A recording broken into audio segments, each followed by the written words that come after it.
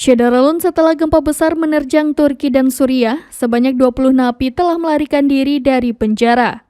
Dikutip dari AFP, seorang sumber mengatakan 20 tahanan penjara di Suriah melarikan diri setelah gempa merusak fasilitas tersebut. Penjara di kota Rajo dekat perbatasan Turki menampung sekitar 2.000 narapidana dengan sekitar 1.300 diantaranya diduga pejuang ISIS. Penjara tersebut juga menampung pejuang dari pasukan pimpinan Kurdi. Kota Aleppo yang dilanda perang di Suriah adalah salah satu tempat yang terkena dampak gempa mematikan. Lebih dari 1.600 orang telah dilaporkan tewas sejauh ini di Suriah Utara setelah gempa tersebut. Tim penyelamat darurat mengatakan banyak bangunan yang rusak atau hancur dan orang-orang terjebak di bawah reruntuhan.